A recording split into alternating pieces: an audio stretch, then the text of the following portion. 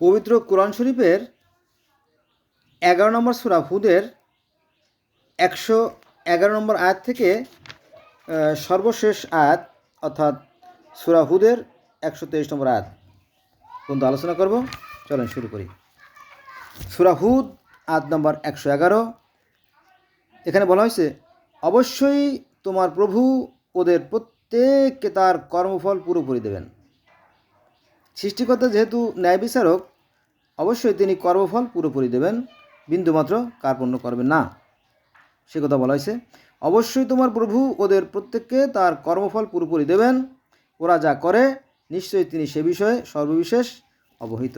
আল্লাহবাক সব কিছু দেখেন, জানেন, বোঝেন, কিন্তু তারপরেও খেলা দেখেন।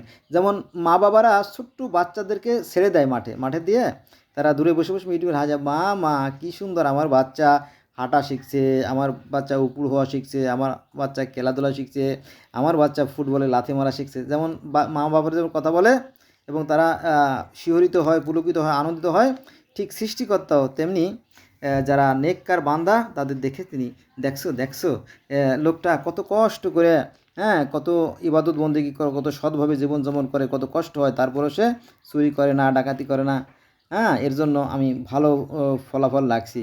আর যে লোকটা অসৎ, তার অবস্থা তো খারাপ, সে তার ভাগ্য নিজেই তৈরি করতেছে, এজন্য আমি দায়ী না। এরকম তো কথা বলাই হয় না, এরকম তো সৃষ্টিকর্তা মনে মনে তাই ভাবেন এবং একটা সময় দেন যে যদি এই সময়ের ভিতরে যে ভালো হয়ে যায় তাহলে আমি তাকে জান্নাতে পাঠাবো। এরকম তো কি বিষয়টা, এটা হচ্ছে আল্লাহ পাকের চিন্তা ভাবনার কথা বললাম। প্রকৃত সত্য আমি জানি না। যাও, সূরা হুদ আয়াত নম্বর 12। সুতরাং তুমি ও তোমার সঙ্গী তওবাকারীগণ স্থির থাকো এবং সীমা লঙ্ঘন করো না, তোমরা যা করো নিশ্চয়ই তিনি তার দ্রষ্টা। অর্থাৎ আল্লাহর কথা বলেছে, তিনি দ্রষ্টা। সূরা হুদ আয়াত নম্বর 113। আর তোমরা জালিমদের প্রতি অনুরক্ত হইও না, হলে আগুন তোমাদের স্পর্শ করবে এবং আল্লাহ ছাড়া তোমাদের কোনো বন্ধু নেই এবং তোমরা প্রাপ্ত হবে না। সূরা হুদ আয়াত নম্বর 110। এবং নামাজ যথাযথভাবে পড়বে দিনের দুই প্রান্ত ভাগে ও রাতের প্রথমাংশে। এখানে 3 বার নামাজের কথা পাওয়া যায়।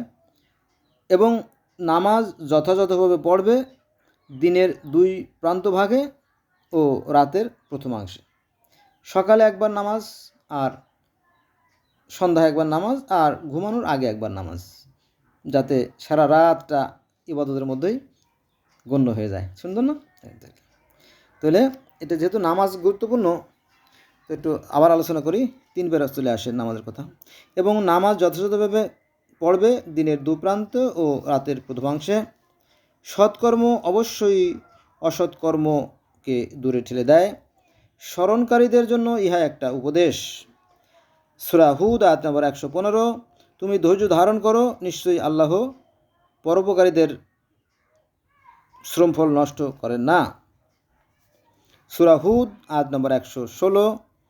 তোমাদের পূর্বযুগে আমি যাদের রক্ষা করেছিলাম তাদের মধ্যে অল্প সংখ্যক ব্যতীত সজ্জন ছিল না, যারা পৃথিবীতে বিপর্যয় ঘটাতে নিষেধ করত, সীমা লঙ্ঘনকারীগণ যাতে সুখ স্বাচ্ছন্দ্য পেত তারই অনুসরণ করত এবং ওরা ছিল অপরাধী।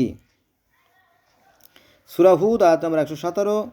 অন্যায়ভাবে জনপদ ধ্বংস করা তোমাদের রবের কাজ নয়, যখন ওর অধিবাসী পুণ্যশীল। সূরা হুদ আয়াত নম্বর 118। এবং তোমার রব ইচ্ছে করলে সমস্ত মানুষকে এক জাতি করতে পারতেন, কিন্তু তারা মতভেদ করতেই থাকবে।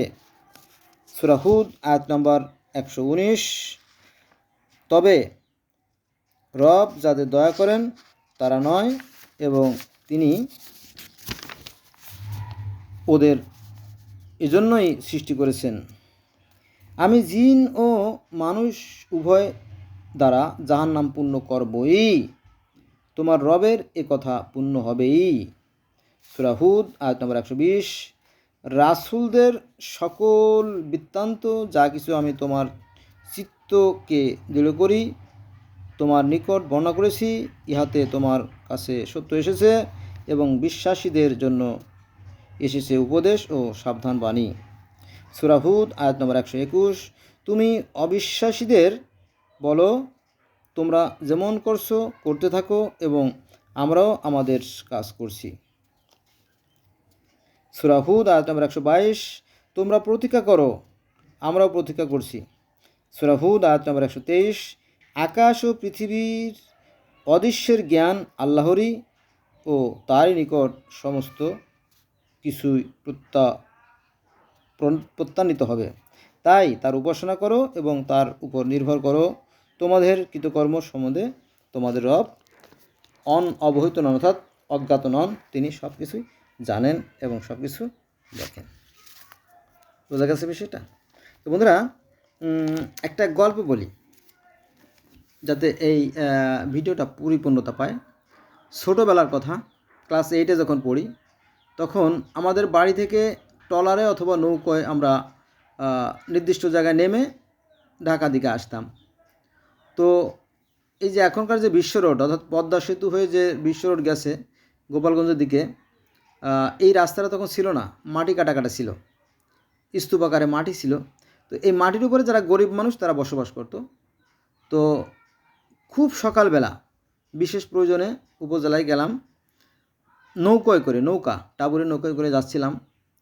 তো আমাদের সাথে একজন লোক ছিল, উনি আবার ওই ইঁদুরের ওষুধ, তারপরে চুলকানির ওষুধ, দাউদের ওষুধ, এই ধরনের ওষুধ বিক্রি করতো, লিক্সা দিত, জাদু দেখাতো, বিভিন্ন স্কুলগুলোতে কলেজগুলোতে জাদু দেখাতো। বেশ সুপরিচিত ছিল, নাম তার মোস্তফা। তো উনিও ছিল ওই নৌকায়। আমরা যে 10-12 জন নৌকাতে নামলাম, উনিও সেই নৌকায় ছিল। তো ওই বস্তিবাসীর পোলাপানরা জামাতের সহিত বসে বসে পায়খানা করতেছে। ছোটো মানুষ, ওরা তো বুঝে না বুঝারই কথা। তো ওরা একদিকে পায়খানা করতেছে, অন্যদিকে রুটি খাচ্ছে, মানে এক হাতে রুটি অন্যখানে পায়খানা। তো এই জিনিসটা কি একটা দৃষ্টিকটু না? দেখলে বাজে লাগে। তো আমরা তো লজ্জায় ওদিকে তাকায়ও নাই। আর কিন্তু উনি কিন্তু কথা বলে যাই, মানে ওই যে মোস্তফা, উনি কিন্তু কথা বলে ফেলেছে, এই বিয়াদবের দল, হ্যাঁ, পায়খানা করতেছিস, মাছি ভন করতেছিস, আবার রুটি খাচ্ছিস। মানে যে জায়গার পায়খানা সেই জায়গার মাছি আবার খাবারের পড়তেছে, সেখান থেকে আবার খাচ্ছে। মানে এরা তো, এর গার্জিয়ানরা যেমন অভিভাবকরা যেমন সচেতন না, এরা তো সচেতন নাই। হ্যাঁ, কিন্তু উনি যখন বলছে যাই বিয়াদবের দল, রুটি খাচ্ছিস আবার পায়খানা করতেছিস, রুটি রাখ পরে খা। তো ওই বাচ্চারা আবার কী উত্তর দিয়েছে জানেন? তোমার কি? তো উনি আবার বলতেছে যে যদি পায়খানা দিয়ে ভরাই খাও তাতেই বা আমার কি। এখন উপদেশ শুনবে না, উপদেশ তো শুনবে নাই। দেখেন যে নবাব সিরাজউদ্দৌলার মতো লোক, তার আপন খালা ঘসিডি বেগমের স্বামী মীর জাফর, সে কোরআন শরীফ শপথ করে বলছিল যে আমি নবাব তোমার পক্ষেই থাকবো, কিন্তু সে বেইমানি করলো, ইংরেজদের পক্ষে সে রইল, সে যুদ্ধে অংশগ্রহণ করলো না। কারণ ফলে 40,000 সৈন্য মাত্র 4,000 সৈন্যের কাছে হেরে গেল। কিসের কারণে? শুধু বেইমানের কারণে। জানেন তো আপনারা, ইতিহাস সবাই জানে, ভারতবর্ষে সবাই জানে এবং পৃথিবীবাসী সবাই জানে, তাই না? এই মুনাফিক বেইমান কিসের জন্য করছে? এটা শুধুমাত্র স্বার্থের জন্য করছে। ঠিক আছে? এই যে যুগে যুগে যে পতনগুলো আসে, এই যে প্রধানমন্ত্রী শেখ হাসিনা চলে গেল, তারপর এখন দেশে কত মানুষ এখনও মারামারি খুনোখুনি হচ্ছে। আওয়ামী লীগের ছেলেদেরকে ঘর থেকে বের করে আইনে তাদেরকে বহিষ্কার করা হচ্ছে, গুলি করা হচ্ছে। আবার এই দেখা গেছে যে এখন যারা ক্ষমতা আসতেছে এরা কিন্তু আবার চিরকাল থাকবে না ক্ষমতা, এরাও হয়তো 5 বছর পরে আবার ক্ষমতা যখন নেমে যাবে, আবার এদেরকে ঘর থেকে এনে মারবে, তাই না? এইভাবে চলতেই থাকবে। আমরা হয়তো একদিন থাকবো না, কিন্তু এই মারামারি থেকে যাবে, তাই না? তো এর ভিতর থেকে নিজেকে রক্ষা করতে হবে, নিজের আহলকে রক্ষা করতে হবে, সাবধানে চলতে হবে। কীভাবে? সৃষ্টিকর্তা দেয়া বিবেক কাজে লাগাইয়া, কারণ সৃষ্টিকর্তা পৃথিবীর প্রত্যেকটা মানুষকে ভালো মন্দের জ্ঞান দিয়ে সৃষ্টি করছে। ধন্যবাদ সবাইকে। ভালো থাকবেন আর সত্যের পথে থাকবেন। সত্যের মৃত্যু নাই, সত্যের ধ্বংস নাই।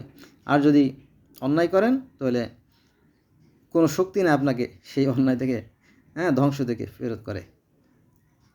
ধন্যবাদ সবাইকে।